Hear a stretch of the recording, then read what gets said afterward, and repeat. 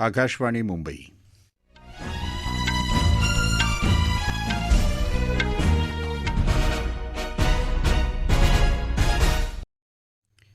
राजेश शिरभाते बातम्या देत आहे. ठळक बातम्या. राष्ट्रपिता महात्मा गांधी यांच्या 75व्या स्मृतिदिनानिमित्त देशाचं अभिवादन. संसदेच्या अर्थसंकल्पीय अधिवेशनात कोणत्याही मुद्द्यावर चर्चेला तयार असल्याची सरकारची ग्वाही. राज्यात विधान परिषदेच्या 5 जागांसाठीच्या निवडणुकीत उमेदवारांचं भवितव्य मतपेटीत बंद. कुष्ठरोगमुक्त भारताचं स्वप्न, सरकारचे प्रयत्न आणि समाजाचा पाठिंबा यातून साकार होईल असा केंद्रीय आरोग्यमंत्र्यांना विश्वास. आणि प्रजासत्ताक दिन संचलनात महाराष्ट्राच्या चित्ररथाला दुसरं पारितोषिक. राष्ट्रपिता महात्मा गांधी यांच्या 75व्या पुण्यतिथीनिमित्त देशानं आज त्यांना आदरांजली वाहिली. देशभरात आज सकाळी 11 वाजता 2 मिनिटांचं मौन पाळून राष्ट्रपिता महात्मा गांधींना आदरांजली वाहण्यात आली.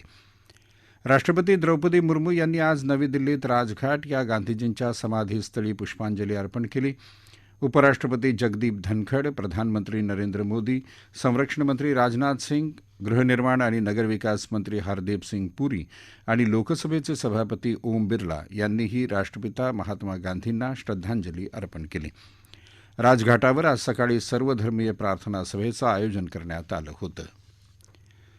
हुतात्मा दिनानिमित्त राज्यपाल भगतसिंग कोश्यारी यांनी राजभवन इथं 2 मिनिटं मौन पाळून महात्मा गांधी तसंच हुतात्म्यांना आपली आदरांजली वाहिली.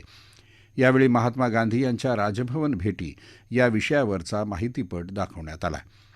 राष्ट्रपिता महात्मा गांधी यांच्या पुण्यतिथीनिमित्त आज विधानभवनात मुख्य सचिव राजेंद्र भागवत यांनी गांधीजींच्या प्रतिमेला पुष्पांजली वाहिली. इतर अधिकारी आणि कर्मचाऱ्यांनीही गांधीजींच्या प्रतिमेला पुष्पांजली वाहिली. तसंच यावेळी हुतात्मा दिनानिमित्त 2 मिनिटं मौन पाळून हुतात्म्यांना श्रद्धांजली वाहण्यात आली. मुख्यमंत्री एकनाथ शिंदे यांनीही महात्मा गांधीजींना अभिवादन केलं आहे. महाराष्ट्र प्रदेश काँग्रेसच्या मुंबईतल्या टिळक भवन मुख्यालयात आज सकाळी महात्मा गांधी यांच्या पुण्यतिथीनिमित्त विशेष कार्यक्रम झाला. संसदेचं अर्थसंकल्पीय अधिवेशन उद्यापासून सुरू होत आहे. त्या पार्श्वभूमीवर केंद्र सरकारनं आज सर्वपक्षीय बैठक आयोजित केली होती. संसद भवन संकुलात आयोजित या बैठकीला संसदीय कामकाज मंत्री प्रल्हाद जोशी, केंद्रीय मंत्री आणि संसदेच्या दोन्ही सभागृहांचं प्रतिनिधित्व करणाऱ्या राजकीय पक्षांचे नेते उपस्थित होते. अधिवेशनाच्या कार्यकाळात सर्वपक्षीय खासदारांनी सदनाच्या कामकाजात सहकार्य द्यावं असं आवाहन प्रल्हाद जोशी यांनी सर्वपक्षीय नेत्यांना केलं. आजची बैठक सकारात्मक वातावरणात झाली. तसंच यामध्ये 27 राजकीय पक्ष सहभागी झाल्याची माहिती प्रल्हाद जोशी यांनी बैठकीनंतर बातमीदारांना दिली. अर्थसंकल्पीय अधिवेशनात सरकार सर्व मुद्द्यांवर चर्चा करण्यासाठी तयार असल्याचं ते म्हणाले. केंद्रीय अर्थसंकल्प येत्या बुधवारी 1 फेब्रुवारीला सादर होणार आहे. यंदाचं अर्थसंकल्पीय अधिवेशन येत्या 6 एप्रिलपर्यंत चालणार असून त्याच्या 66 दिवसांच्या कालावधीत एकूण 27 बैठका होणार आहेत. संसदेच्या मध्यवर्ती सभागृहात लोकसभा आणि राज्यसभेच्या संयुक्त बैठकीत राष्ट्रपती द्रौपदी मुर्मू यांचं अभिभाषण अधिवेशनाच्या पहिल्या दिवशी होणार असून दोन्ही सभागृहात आर्थिक सर्वेक्षण अहवालही मांडला जाईल. संसदेच्या अर्थसंकल्पीय अधिवेशनाच्या पार्श्वभूमीवर मुख्यमंत्री एकनाथ शिंदे यांनी आज राज्यातल्या खासदारांची बैठक बोलावली आहे. अर्थसंकल्पाच्या दृष्टीने राज्यातल्या परिस्थितीवर या बैठकीत चर्चा होणार आहे.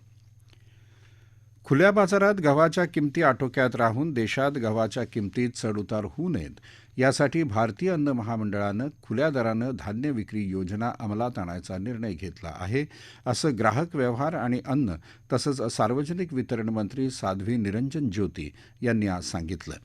गुवाहाटी इथं झालेल्या आढावा बैठकीनंतर त्या पत्रकारांशी बोलत होत्या. भारतीय अन्न महामंडळानं एकूण 16,400 मेट्रिक टन गव्हासाठी आसाम, त्रिपुरा, मिझोराम आणि मेघालयात निविदा जारी केल्या आहेत.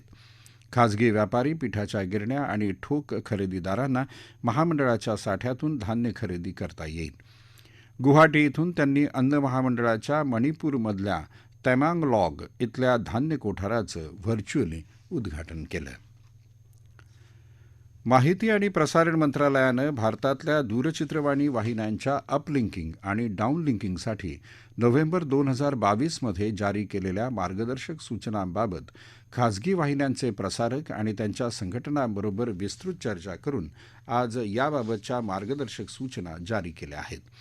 यानुसार खासगी प्रसारकांसाठी रोज 30 मिनिटं सार्वजनिक सेवांचं प्रसारण करणं बंधनकारक राहील. या प्रसारणामधले कार्यक्रम सार्वजनिक सेवेच्या प्रसारणाअंतर्गत गणले जातील असं यात म्हटलं आहे.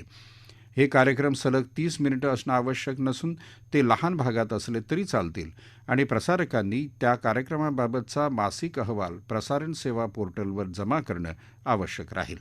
प्रसारित केल्या जाणाऱ्या कार्यक्रमांची संकल्पना, शिक्षण आणि साक्षरतेचा प्रसार, कृषी आणि ग्रामीण विकास, आरोग्य आणि कुटुंब कल्याण, विज्ञान आणि तंत्रज्ञान, महिला कल्याण, समाजाच्या दुर्बल घटकांचं कल्याण, पर्यावरण आणि सांस्कृतिक वारशाचं जतन आणि राष्ट्रीय एकात्मता या राष्ट्रीय महत्त्वाच्या विषयांवर आणि सामाजिक संदर्भांवर आधारित असावी असं यात म्हटलं आहे. केंद्रीय वस्त्रोद्योग मंत्रालयाची वस्त्रोद्योग समिती UNEP अर्थात संयुक्त राष्ट्रांच्या पर्यावरण कार्यक्रमाअंतर्गत वस्त्रोद्योगामध्ये शाश्वतता आणि पुनर्वापर या विषयावर एक अभियान सुरू करणार आहे.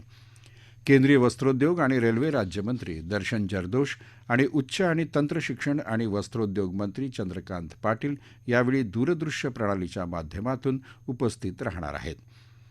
विकसनशील देशांमध्ये भारत हा असा देश आहे जिथे शाश्वततेकडे संस्थात्मक पातळीवर विशेष लक्ष पुरवण्यात आलं आहे, असं संयुक्त राष्ट्रांच्या पर्यावरण कार्यक्रमाचे प्रमुख अतुल बागाई यांनी म्हटलं आहे. मायक्रोप्लास्टिक कचऱ्यामुळे होत असलेल्या पर्यावरणाच्या हानीबद्दल त्यांनी चिंता व्यक्त केली आहे.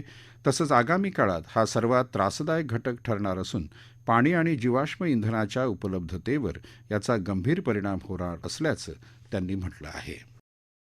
देशव्यापी कोविड प्रतिबंधक लसीकरण मोहिमेत आज सकाळपासून सुमारे 2,36,000पेक्षा जास्त नागरिकांचं लसीकरण झालं.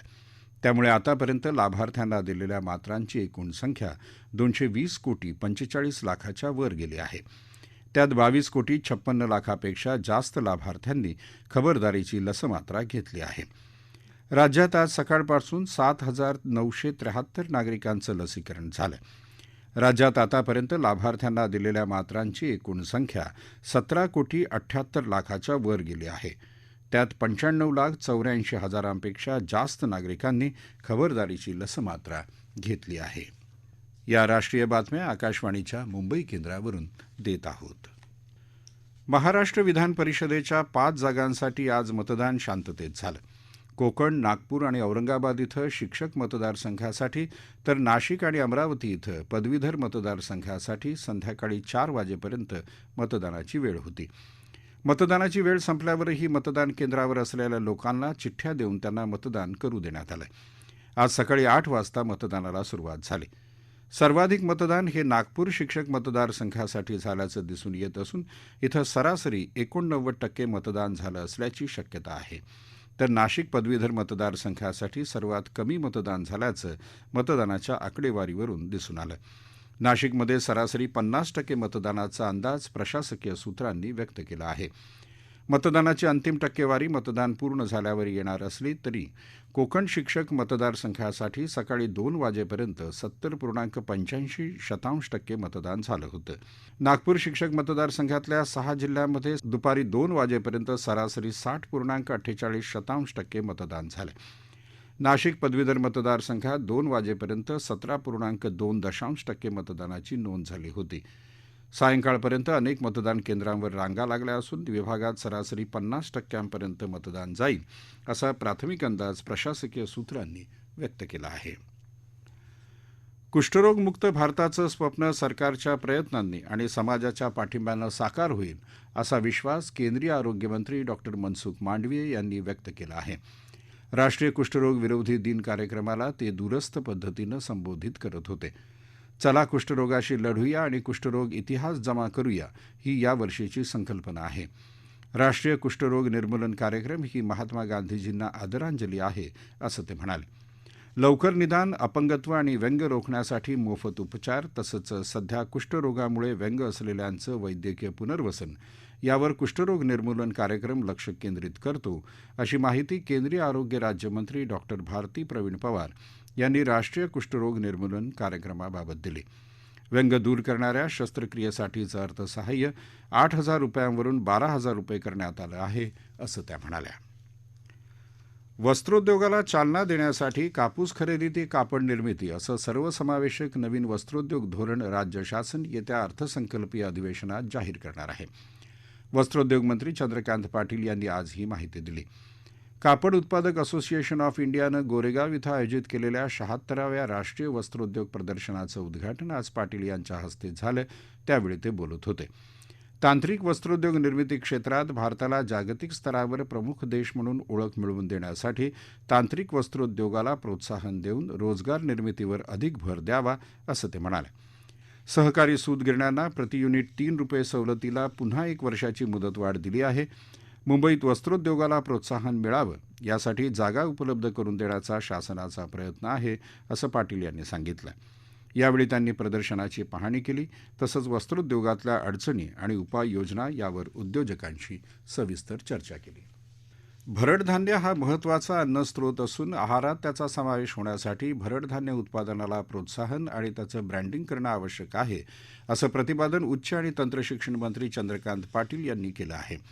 मुंबईत रामनारायण रुईया महाविद्यालय आयोजित केलेल्या 2 दिवसीय आंतरराष्ट्रीय भरड धान्य परिषदेत ते बोलत होते. संयुक्त राष्ट्रानं 2023 हे वर्ष भरडधान्य वर्ष म्हणून जाहीर केलं आहे. या पार्श्वभूमीवर भरडधान्याचं महत्त्व आणि उपयुक्तता याबाबत जनजागृती भाग म्हणून या परिषदेचं आयोजन केलं आहे. या परिषदेमुळे विद्यार्थ्यांना माहिती तसंच या क्षेत्रात संशोधन करायला प्रोत्साहन मिळेल, असा विश्वासही पाटील यांनी व्यक्त केला. मुंबई शेअर बाजाराच्या निर्देशांकात आज 170 अंकांनी वाढ झाली आणि तो 59,500 अंकांवर बंद झाला. राष्ट्रीय शेअर बाजाराचा निफ्टीही 45 अंकांची वाढ नोंदवत 17,649 अंकांवर बंद झाला. मुंबई आणि सावित्रीबाई फुले विद्यापीठ पुणे यांच्या कुलगुरू पदाच्या निवडीसाठी विशेष शोध समित्या स्थापन करण्याचा निर्णय राज्यपाल भगतसिंग कोश्यारी यांनी घेतला आहे. मुंबई विद्यापीठाच्या कुलगुरू पदाच्या उमेदवारांच्या निवडीसाठी तयार करण्यात आलेल्या समितीचं नेतृत्व माजी यूजीसी अध्यक्ष डॉक्टर डी.पी. सिंग करणार असून सावित्रीबाई फुले पुणे विद्यापीठाच्या कुलगुरूंची निवड राष्ट्रीय तांत्रिक शिक्षण संस्थेचे माजी अध्यक्ष डॉक्टर अनिल सहस्त्रबुद्धे यांच्या नेतृत्वाखालील समिती करणार आहे.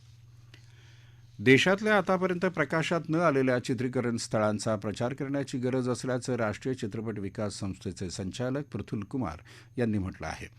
ते आज SCO चित्रपट महोत्सवादरम्यान आयोजित करण्यात आलेल्या चित्रपट निर्मिती आणि भारतातील सुविधा या विषयावर आयोजित परिसंवादात बोलत होते. निर्मात्यांनी आपल्या चित्रपटांच्या माध्यमातून ग्रामीण भागातल्या पर्यटनालाही प्रोत्साहन दिलं पाहिजे, असंही ते म्हणाले. भारतातील चित्रीकरण स्थळावर चित्रीकरण करण्यासाठी खास करून दाक्षिणात्य चित्रपटसृष्टीला काही रोख सवलत दिली गेली पाहिजे, असंही त्यांनी सांगितलं. प्रजासत्ताक दिनानिमित्त नवी दिल्लीत कर्तव्यपथावर झालेल्या संचलनात महाराष्ट्राच्या चित्ररथाला सर्वोत्कृष्ट द्वितीय पारितोषिक मिळालं आहे. महाराष्ट्रातील 3.5 शक्तीपीठं आणि नारीशक्ती ही यंदाच्या चित्ररथाची संकल्पना होती. उत्तराखंडच्या चित्ररथाला प्रथम आणि उत्तर प्रदेशला 3रा क्रमांक मिळाला आहे. भारतीय पुरुष हॉकी संघाचे मुख्य प्रशिक्षक ग्रॅडम रीड यांनी नुकत्याच झालेल्या विश्वचषक स्पर्धेत भारताच्या पराभवानंतर आपल्या पदाचा आज राजीनामा दिला आहे. एप्रिल 2019 मध्ये भारताचे प्रशिक्षक म्हणून नियुक्त झालेल्या रीड यांनी 2021 मध्ये टोकियो ऑलिम्पिकमध्ये संघाला ऐतिहासिक कांस्य पदक मिळवून दिलं. ओमानमध्ये मस्कत इथे झालेल्या ITTF ज्येष्ठांच्या जागतिक टेबल टेनिस स्पर्धेत मुंबईचे योगेश देसाई यांनी सुवर्णपदक पटकावलं. पुण्याच्या पुरुषांच्या 70 वर्षांहून अधिक वयोगटातल्या एकेरीच्या अंतिम फेरीत त्यांनी चेक रिपब्लिकनच्या मिलॉन रॅकॉविकी यांच्यावर 3-1 असा विजय मिळवला. ठळक बातम्या पुन्हा एकदा. राष्ट्रपिता महात्मा गांधी यांच्या 75व्या स्मृतिदिनानिमित्त देशाचं अभिवादन. संसदेच्या अर्थसंकल्पीय अधिवेशनात कोणत्याही मुद्द्यावर चर्चेला तयार असल्याची सरकारची ग्वाही. राज्यात विधान परिषदेच्या 5 जागांसाठीच्या निवडणुकीत उमेदवारांचं भवितव्य मतपेटीत बंद. कुष्ठरोगमुक्त भारताचं स्वप्न, सरकारचे प्रयत्न आणि समाजाचा पाठिंबा यातून साकार होईल असा केंद्रीय आरोग्यमंत्र्यांना विश्वास. आणि प्रजासत्ताक दिन संचलनात महाराष्ट्राच्या चित्ररथाला 2रं पारितोषिक. याबरोबरच आकाशवाणी मुंबई केंद्रावरचं हे राष्ट्रीय बातमीपत्र संपलं. नमस्कार.